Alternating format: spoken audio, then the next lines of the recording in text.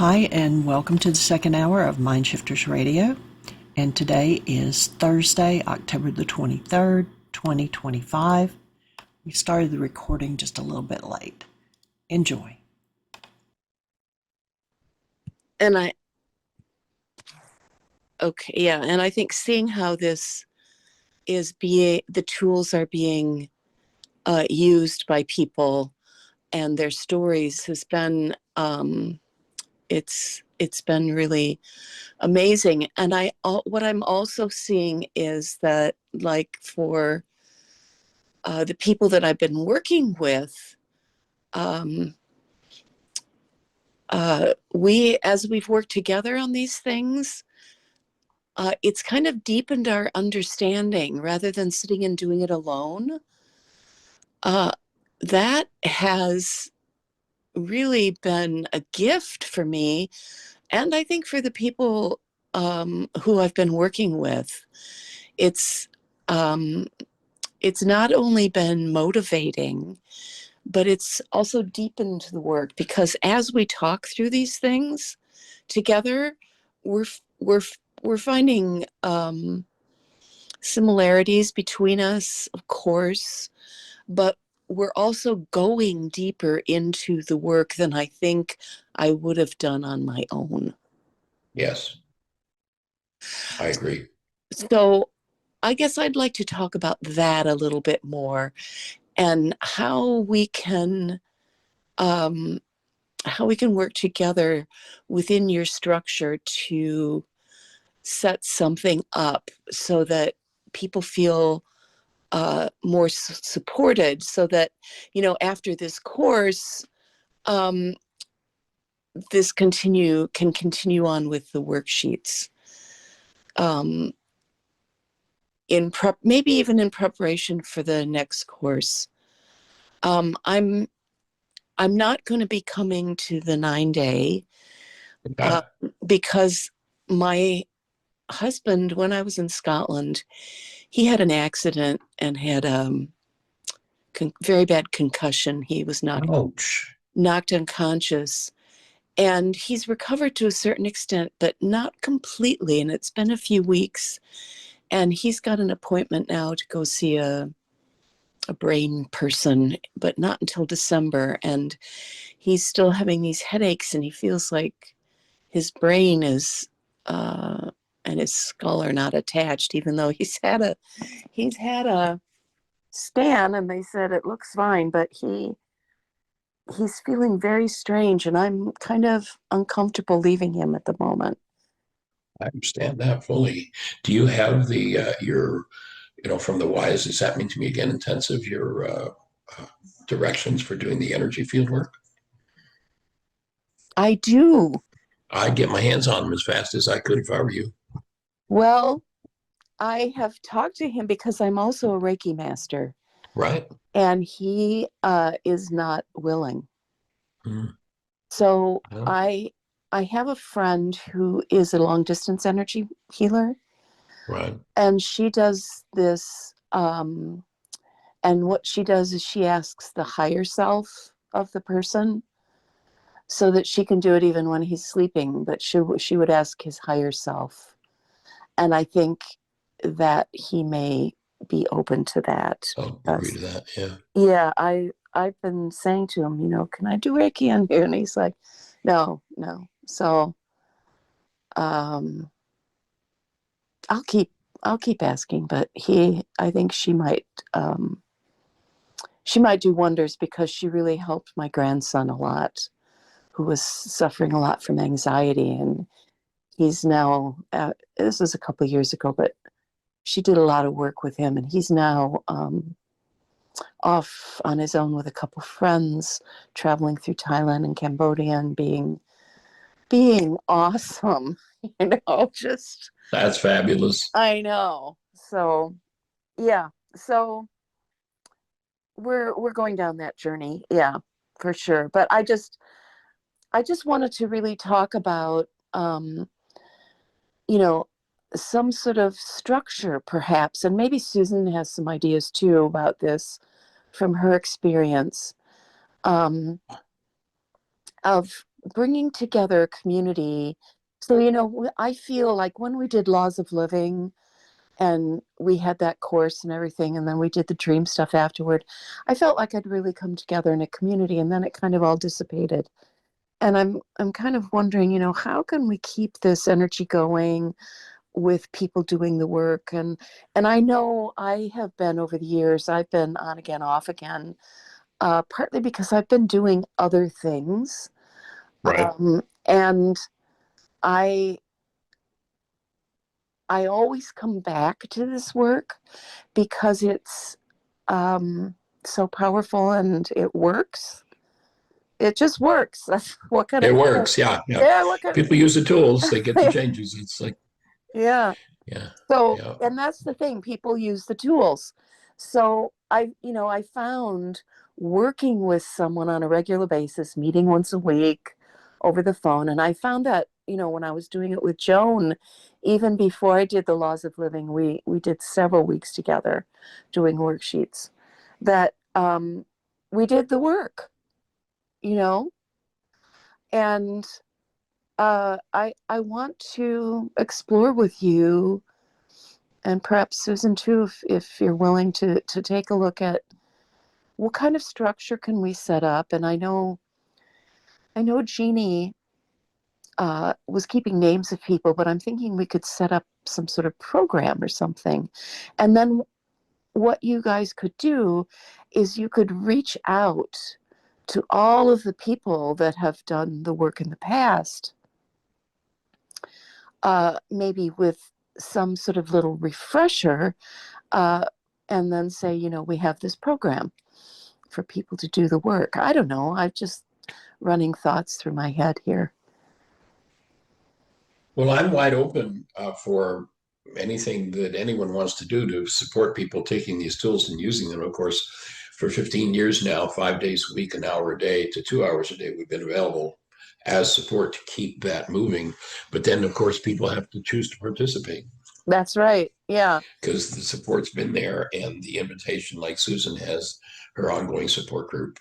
And Yeah. the invitation is there for everyone to pick that up and introduce it to communities and expand out the use of the tools.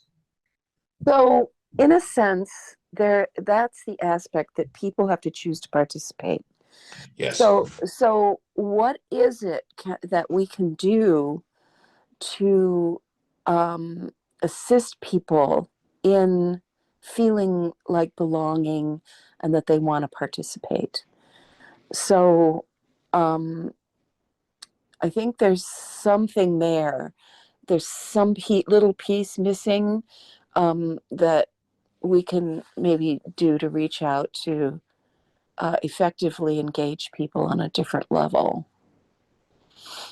I'm thinking there's a missing piece. Why aren't people um, keeping engaged? So I look at myself, and I look back. Why were there long periods of time when I wasn't engaged? And I don't know that I have an answer, but I feel like maybe there was that third force that I needed, that little push that I'm always talking about. I think somebody wrote a book about a third force or something. I don't remember what that was, but about that thing that gives you that little nudge, that little because I remember when we did I don't there was another online course that you did. Was it what was it? It was a couple of years ago. I remember there was a guy on there who was, I think he was a minister. Do you remember who I'm talking about? He was a minister. When you say it, like the only online course that we've done, we did on Zoom was the CoDependence, this one that we're reviewing. Okay, well maybe that was it because I was doing that. Um, and there was a minister on that course, and he was like over the moon with this work. and really doing the work. And then afterwards, I don't think I heard from him again. So, it's people like that, I think, that are kind of ripe for uh, refresher something, not a whole course like this, but sort of maybe getting people back to see how they're doing with the work, what they're doing. And it's like, I know Dave has come back for a couple of sessions that Yes. he's listening in on, and I know he's gone on to do other work. And I don't know if we can talk about the people who have done the work and had that. Can we bring them in some way to be guides or coaches or coaches and coaches? That term kind of invites to me the sensation of further training, Mhm. but partners in or family or um, family kind of invites cultishness. I don't know. I'm trying to look at how this can be marketed, but for that, Let's ask Susan. Well, Susan and Joan are with us, have been, longtime participants and uh, staying with the work. My observation has been over the years that the that people come and go, that people, they've got a crisis, so they stay and do some work, and then, oh, well, it's all taken care of, and they disappear for 5 years till the next crisis, and then they come back again. And so I'm wide open, as I say. The reason for doing the show and continuing for the last 15 years is so there's a place for people to come and get the support to move in that direction. But you can't twist people's arms. A lot of people are very busy, and busyness, of course, is the number one drug in the culture. But let's see if Susan's got any thoughts, or Joan, to share on what might, just brainstorm ideas. And Kathy, if you've got any ideas too, on what might inspire people to participate more deeply, more vigorously, and move forward. Any thoughts for you, Joan, Kathy, Susan? I have a couple of thoughts or questions. I came into the work because I was in bad shape. And I can't remember for the life of me how I found your radio show. Somebody must have told me about it. As soon as I came on, I felt this. It's a kind of a zap. When I was 9, I started piano lessons, and I heard a little voice in my head saying, "Pay attention. This is what you'll be doing in your life." And it was just a little voice, but I took it seriously, and it's been great. And the same thing Right. kind of happened with the radio show. I thought, this is what you need. I had tried medications. I was having wall-to-wall anxiety and depression, love addiction, which is still an issue, but the tools give me a little buffer. They just show me what I'm doing, so I can deal with it. So I set up my support group to do wake up sheets with other people. But the people that came on, like, John, Kerry, John is in his own way, he doesn't want or need, from his perspective, I don't get the sense he would want to do wake up sheets. And you remember him, Michael, Oh, he's sure. He's very experienced. He's been through a lot, and he's found his way to find a deep, God-connected peace, which he admits comes and goes, and he's dealing with being old and having rickety joints and so forth. But he doesn't want to do it. Then we have I think it's okay to mention names. We're a small group and we all kind of know each other. Naomi, who's living the life of a karma yogin as far as Hindu terminology goes, she is a foster or has adopted and otherwise has 5 children, with some of them with special needs, not severe, but like ADHD and maybe autism, not sure. So Right. she and Kerry have already connected, and they're going to try to get together and do a wake up sheet. That's wonderful. Tim Bingham doesn't do wake up sheets. It isn't his thing. He understands my excitement about it. He's been doing DNRS, dynamic neural rewiring something, and he loves it, and it's helped him a lot. However, he's still on medications and doesn't expect he'd ever be all right without them, etc. So who else do we have? Oh, we had Kim, who would have done them, but moved away and has a full-time job. We have Ellen, who was very avid on the radio show when we were doing the Course in Miracles.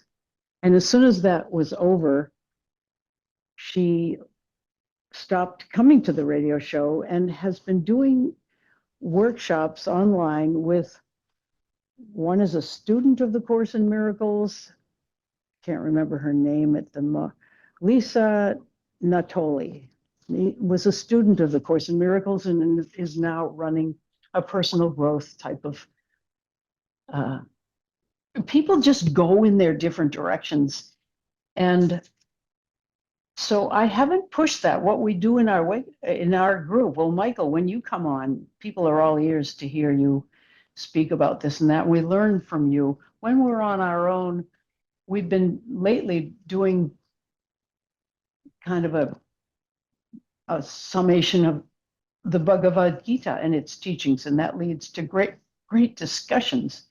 And the discussions and the check-ins seem to be what people want. And I don't claim to be, I'm a facilitator. I haven't even called myself a coach. I probably could at this point. I certainly use the tools with psychotherapy clients. Some like them and some don't. So I don't know what to say, except that's just a report of the lay of the land. I think if you keep throwing the net out, some fish are going to jump in and use it as they can. You just have no idea. It's like you have to forget the fruits of your labors. You just do the labor and leave it up to other forces to take it from there. So Right. Well, let's just let Sally know that our conversation right now, Sally, is we're talking about Kerry had brought forward the thought that she'd like to see some kind of a system where we can keep people more engaged and more involved. And so we're just talking about, why people come and go and how we can inspire people to participate. And that one of the objectives of the radio show the last 15 years has been to be here for people when they're ready to move a layer. So just so you're caught up on our conversation, and if you have any thoughts to add to that, then your mic's open, go for it. Thank you so much. I don't yet, but I probably will have something. Okay, cool. Awesome. Joan, do you have any thoughts to add to the conversation at this moment, or Kathy?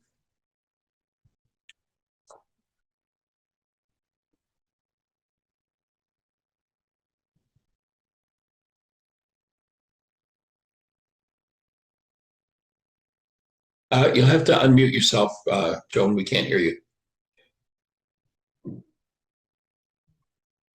There you go. Now we'll hear you. Yes. I am certified as a spiritual life coach, and I don't like the role of coach. I'm more like Susan. I enjoy facilitating groups, but I just don't like the role of coach. Okay, and do you have any thoughts in terms of how we can inspire people to, it amazes me how many people show up to this work in as Susan said, tremendous trauma. And in pretty short order, their trauma is no longer a motivating factor. You've heard me say many times, tongue in cheek, that the purpose of pain is to make our ears grow. And then when people are in pain, they're ready to listen. But as soon as they get their pain handled, most people, because I guess, in part life is so busy, or avoidance, or whatever it is, I'm out of here till my next trauma session is needed. And that seems to be, and, without building some sort of I'm not sure, a way to entrap people in it. I can understand why the churches have done all the kinds of things they have to keep people coming back. If you keep them in terror and trauma, well, hey, they'll come back for a little relief. But to me, that's just blatant insanity. And the objective is healing and liberty from any kind of persuasion other than one's own choice. Well, Michael, one of the great things about what happens with your shows is you then post them, and people could use them as a self-help course, even though it isn't interactive at that point. Yes. But for me, I don't often listen to the replays. I don't listen very much at all, because the interactiveness is so compelling and rich. But look what's happening. It's happening during work hours for most people. And you mentioned that. It takes a privileged old lady like me who doesn't have to work anymore to be able to log on and be here. So that's a big factor, I think. Good point. Good point. Maybe we should shift into evening hours. You lose a whole lot. Yeah, that's another thing. But on the other hand, an early evening hour, who knows, it would be worth just throwing it open maybe one evening a week, 5 or 6 p.m., 7 p.m., not so late that people lose their brain cells the way Tim and I do early in the evening. Yeah, I'm actually looking at our YouTube channel, and we've got almost 2,000 videos now, and 1,550 subscribers. And I'm just looking through at watches on what we've got, and some of them are recent ones, 4 or 5 views, 715 views, 750, 25, 546, 24. It would be good to get those in the thousands. Yeah, 1.4 thousand views. There's one I'm looking at. Actually, it's and yes, it would be nice to get it to there. Here's one of the whys that's happening to me again. Actually, here's one that's posted that someone else posted of our why workshop, a 28-minute video of our why workshop, and it's had almost 4,000 views. Another one that they've posted, the same group has posted, has got 5.2 thousand views. I'm wondering if, in terms of marketing, we couldn't do some vignettes on Instagram.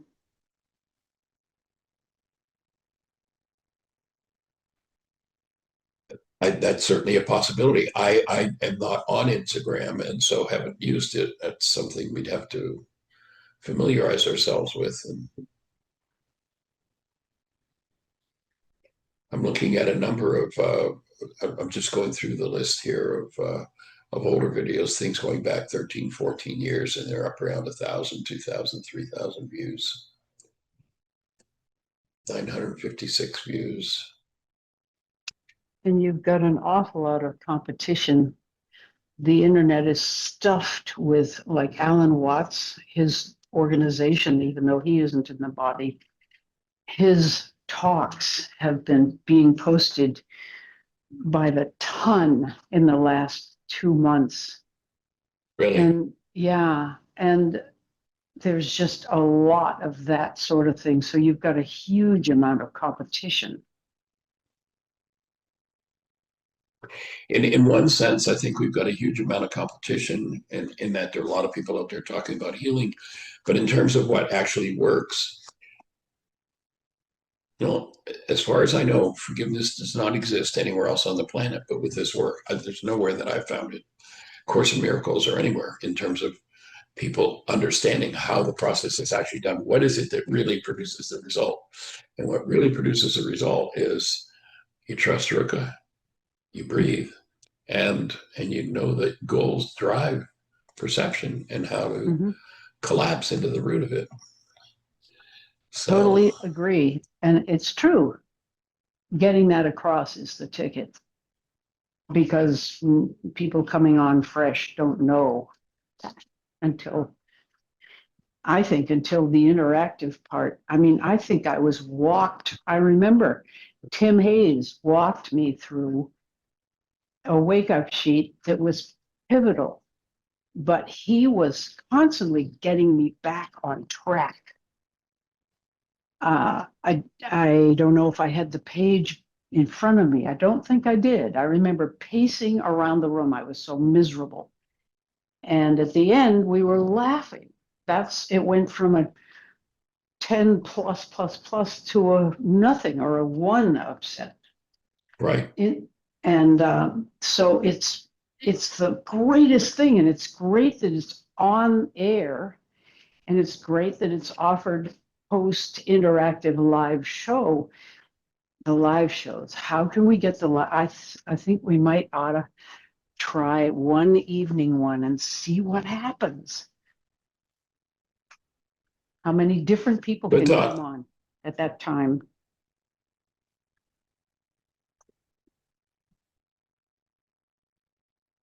Well, we'll look into that and see if that might be a thing to do. And I see that Terry Bowling is joining us. So Terry, let me just explain that the conversation today has gone in the direction of, and I know this is something that's been on Terry's mind too, so I'm glad he showed up. We've been talking about how to expand people's interactiveness with the work, how to support people, how to keep them involved, keep them engaged, individual support, teams, coaching, just kind of brainstorming on all of that. And one of the ideas that just came up was to start to do a radio show one evening a week for people who are locked into jobs, and see if that makes a difference. I know one of the things that Jeannie's been doing recently is she's been going into several of the workshops, and she's taking shorts that are less than a minute and a half. And she'd been shocked because the next day she looks at it and there have been 400 views. They seem to be something that's attracting people. But it's 12:36. Good afternoon. I think it's people's attention spans. And that's why I think those shorts can be posted on Instagram as well. Okay. Yeah, there are, and I'll just put this out as a question. There are, I understand, programs out there which I've just seen, snippets of them here and there that will do your posting for you in everywhere simultaneously. That makes it faster and easier. I don't know if anybody knows anything about those programs or what that might look like. I know that, with the two gentlemen who've really stepped up to the plate and are assisting in doing the radio shows, converting them so we can put them on YouTube. That's what's grown a lot of the content on our YouTube channel, is those radio shows from back in the early days coming back online. So that's but I don't, it's not something I've looked at, these programs that you can buy that will post for you and what that looks like.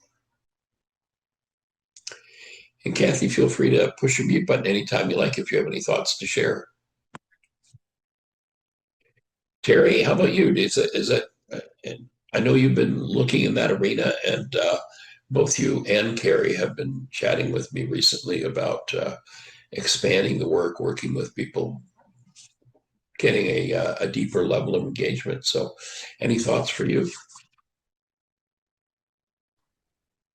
I think that's a good idea. Maybe offering the one show in the evening, and if I certainly would offer my support, and if you needed someone to fill in, because you do a lot of, you got a lot of stuff going on, and you've got a lot of commitments and all. But it's certainly during the day, the lunch hours, even for me, when I've made it a top priority. Like today, I'm getting in a half hour late, so I had to cancel my goals and reset my Rockma because I was getting a little frustrated.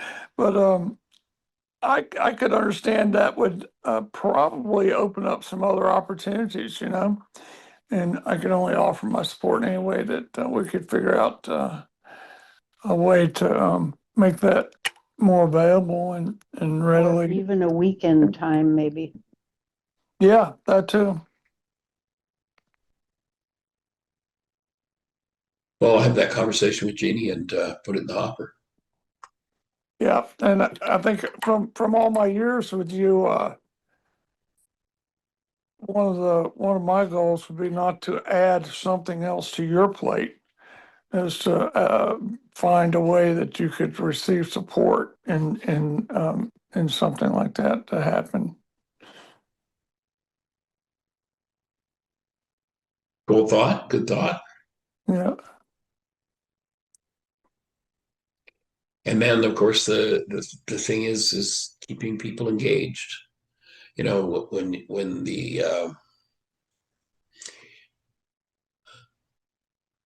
the request is to keep looking into the deepest parts of one's own mind, and you look at the level of resistance, you look at all the insanity of the planet, whether it's the destruction of the planet itself by carelessness or the destruction of relationships or war or whatever, all of that's just resistance to, I don't want to deal with what's going on inside of me.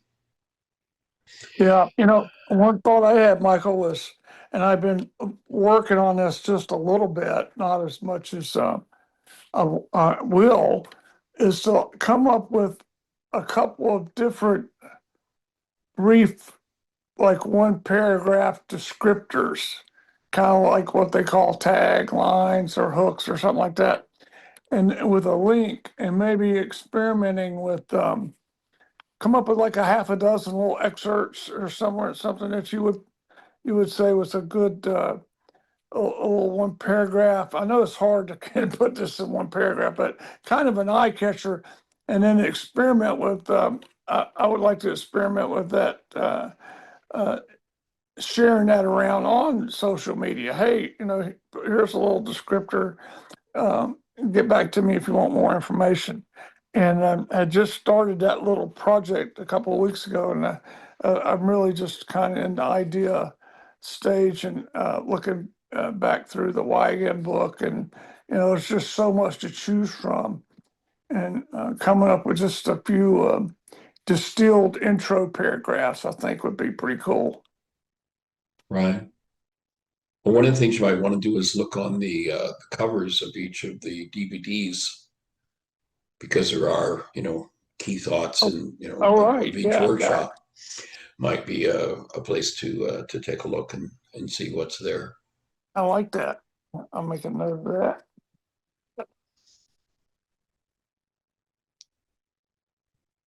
Because I'm certainly, like I can as easily talk to 10,000 years on this show as I can to what have we got right now? 7 Exactly. sets of ears. And I know that there are millions suffering, but then to get people to overcome that resistance to go for it, and then once they go for it, realizing there's more to be done and stick around rather than,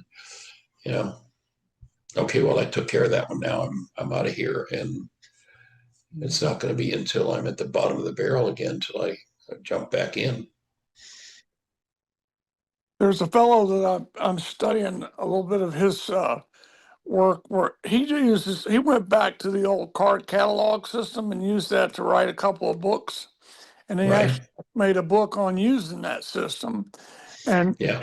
his premise is that you don't need a big, he said there's lots of people that have millions of followers, thousands of likes, and they're not really effective. It's just, just mindless clicks and punches. But he's developed a concept of getting a tribe. His goal was to have a tribe of 1,000 committed followers. And if you reduce it down to something like that and think about the fact that we've got 8 billion minds on the planet, to get a tribe of 1,000 committed folks would be a worthy goal. Even 100 would be a starting place, and build slowly. And it's like building, a solid foundation on a house.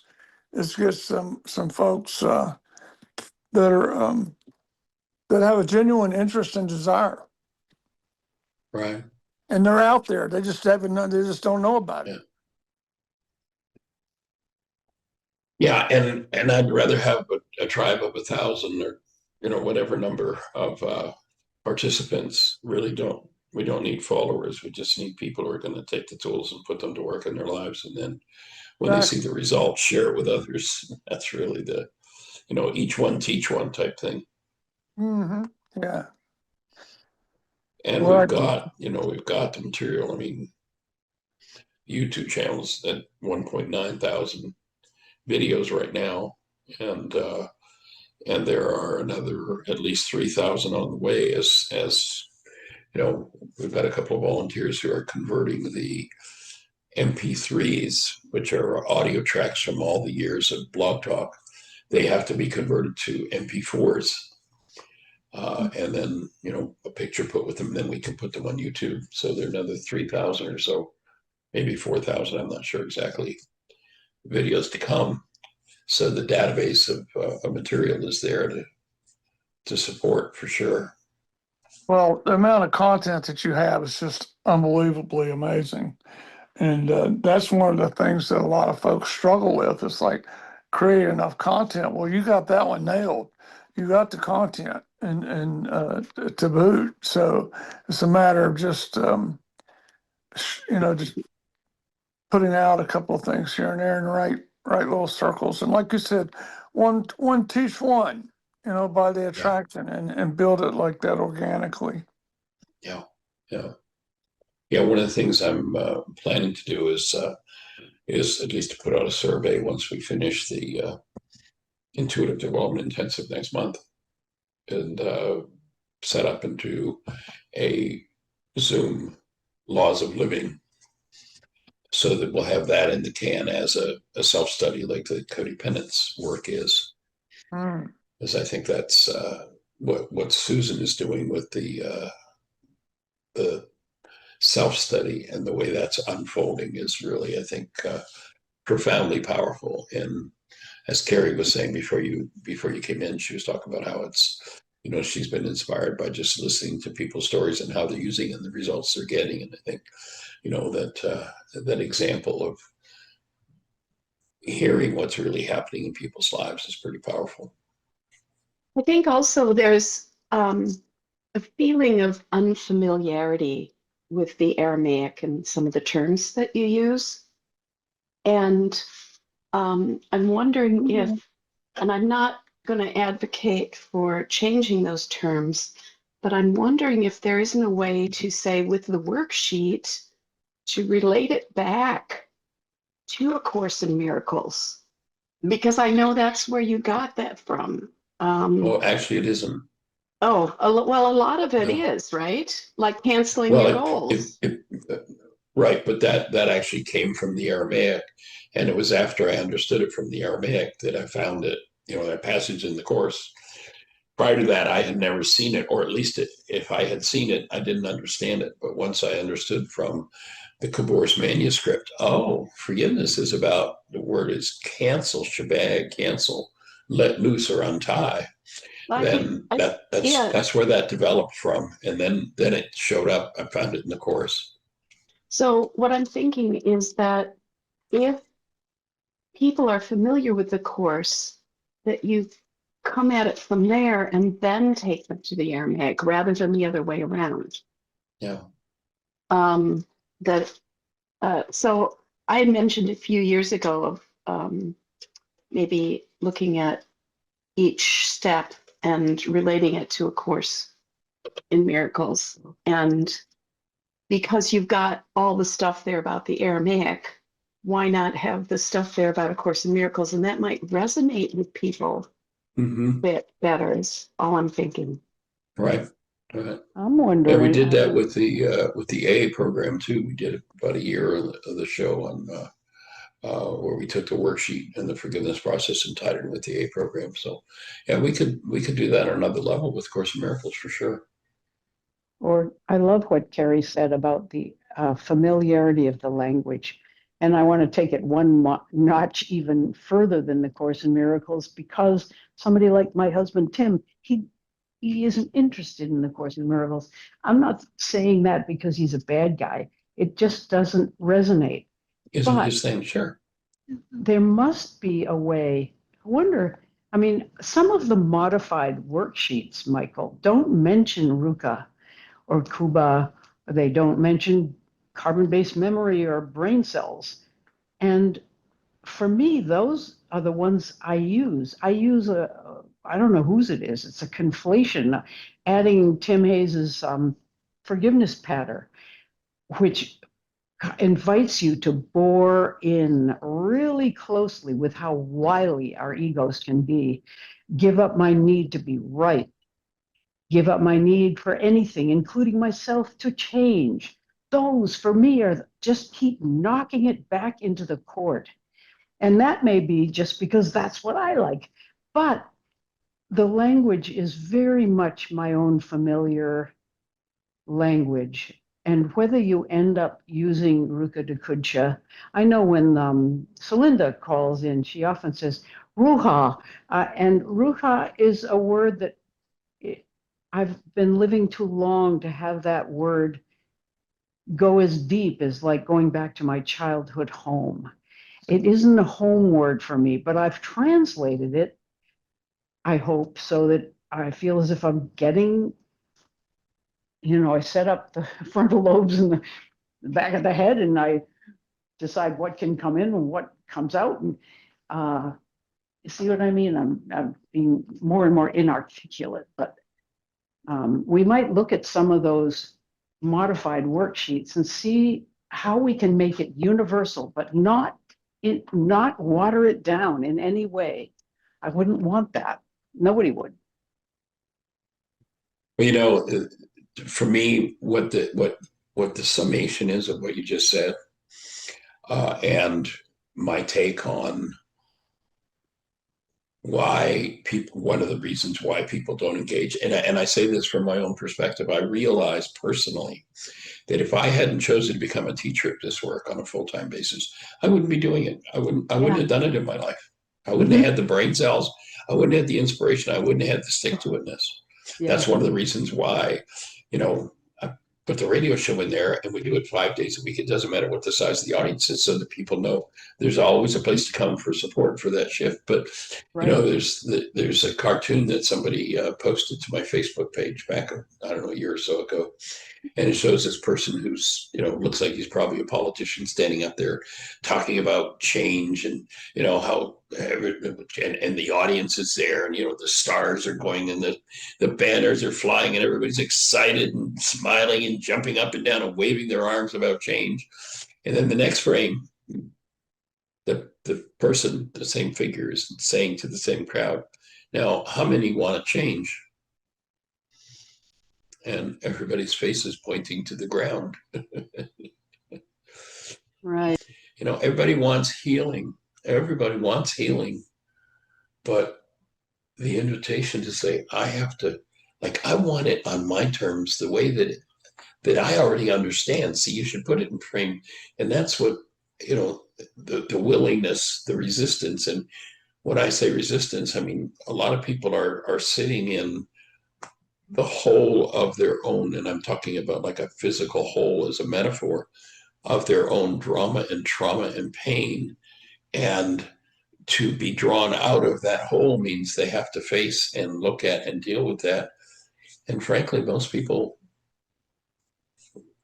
and I think one of the reasons why they don't want to go there or won't go there is because they've already tried what they think is everything.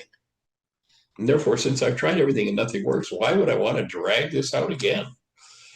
Why don't I just keep, slopping down the alcohol and pretend it's not there? So brainstorming is good. I'm appreciating the input. Thoughts for anybody? I totally get what you're talking about, Michael. And I was afraid as I was saying those things that you might think, oh dear, we're losing it. But that is not the intention. It's Oh, no, I didn't. once we're inside the gate, we're off and running. Yes. Yeah, it's getting to the point where I think getting past that point where people feel, because the mass of suffering in humanity is so widespread, that people feel it's hopeless. They're helpless. There's nothing we can do. And to open the gate to, yes, there is. There really is. I don't care how deep in the hole you are. There is something you can do. Yeah. And it's easy. Not necessarily simple, but it's easy. I mean, it really is. When you get to the bottom line of the simplicity of the worksheet, it's as easy as ABC.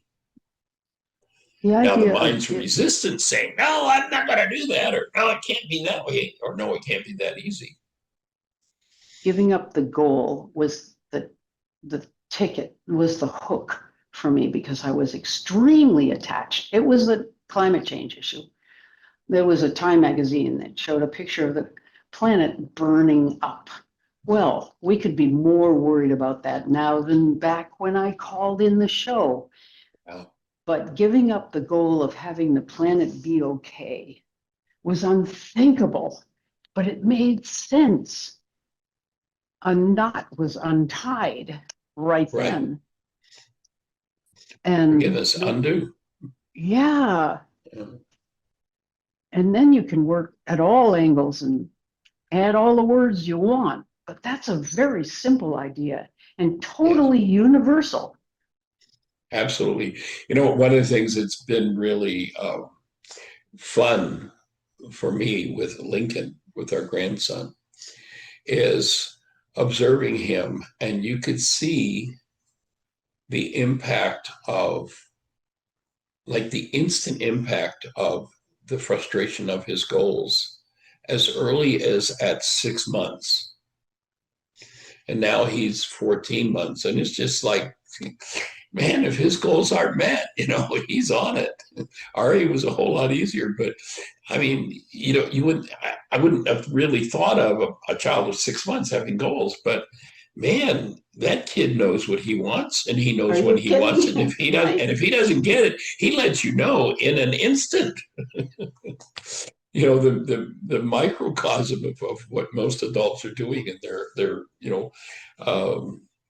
lashing out in the world. This little guy just shows it to us, and just as instantly as his demand is not met.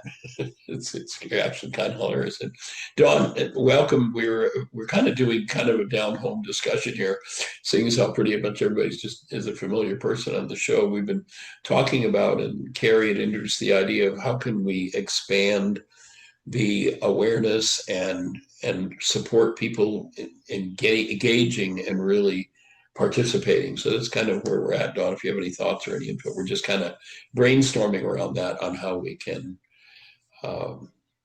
make the work more inviting, invite people to stick around long enough to really comprehend it and put it to work.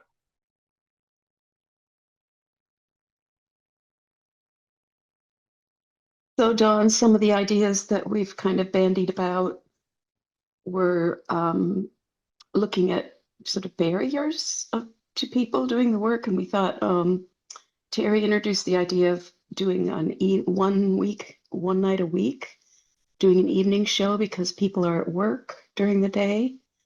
Then there was the idea of bringing in A Course in Miracles references to the worksheets to make it more relatable to more people so that they can move from A Course in Miracles language into the Aramaic rather than just being immediately confronted with the Aramaic, which is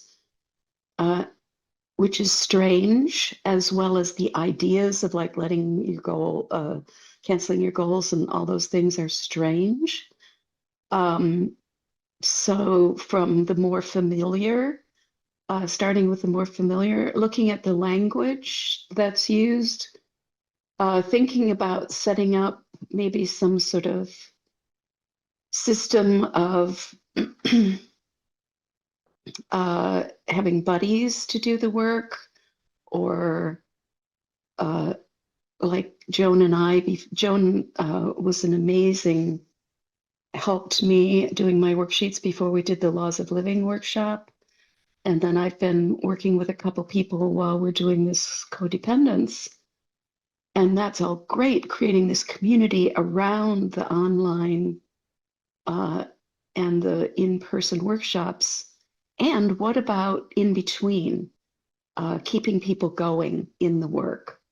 How can we do that with, people like me and Joan who did that, and Terry and other people, who are experienced in the work, being there. And also, I had talked about the idea of a coach and how a coach, kind of the term coach represents to me someone who's trained in something, but who's not a participant so much.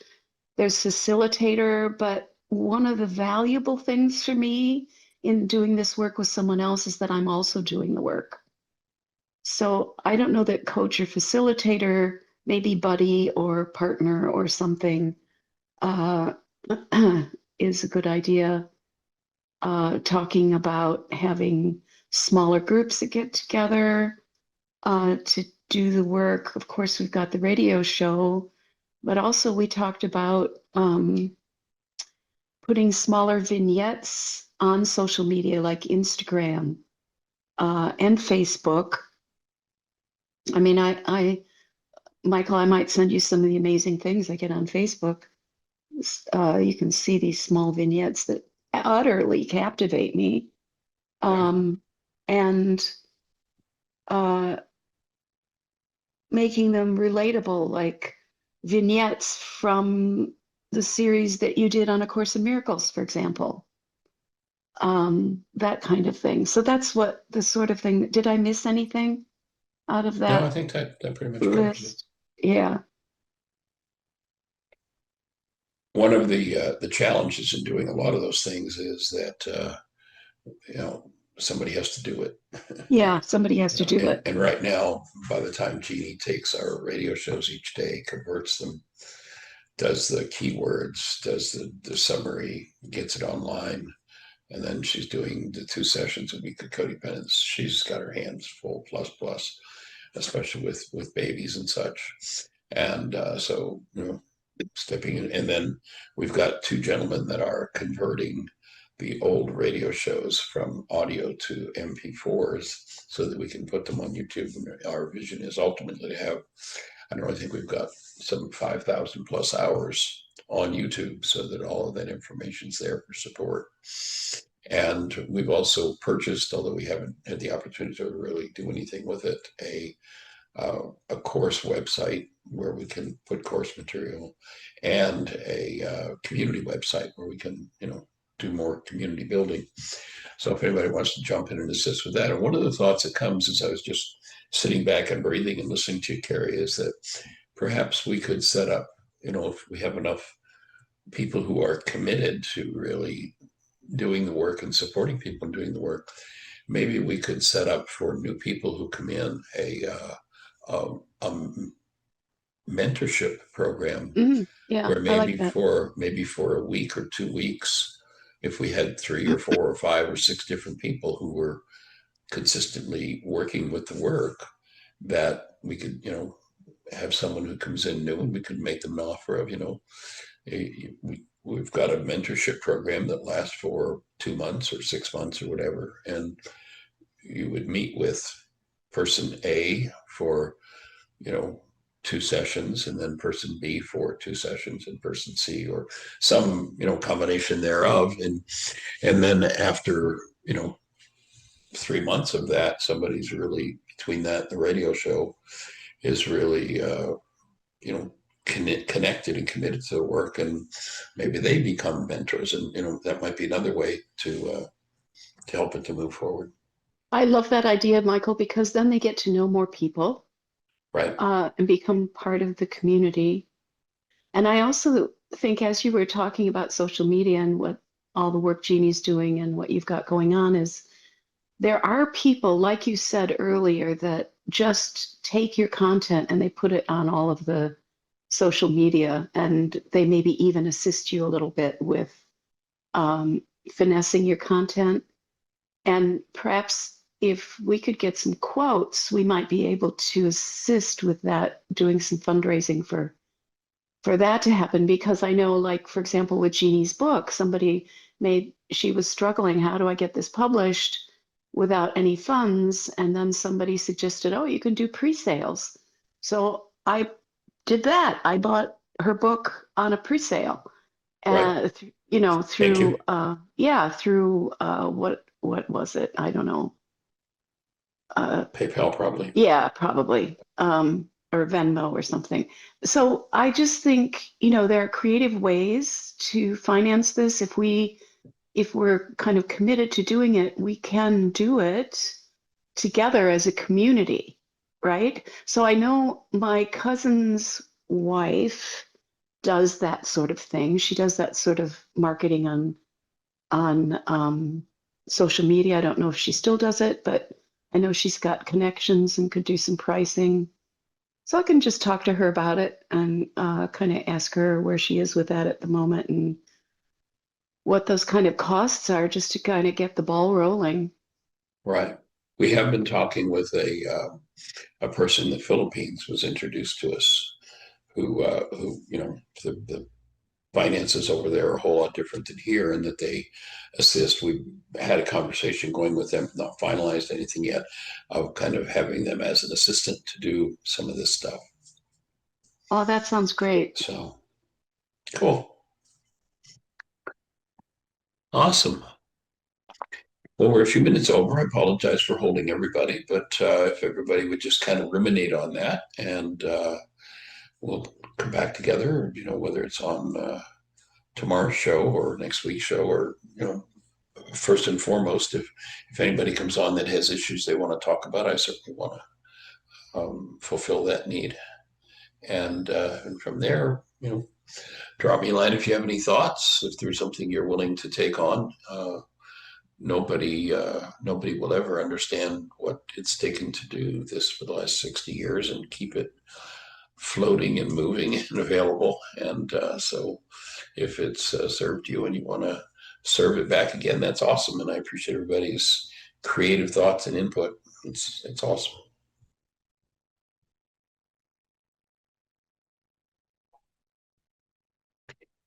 So we'll hold the space for everybody to have the best year yet of your return to life. And thanks for being here. Blessings. To you too, Joe. Thank you.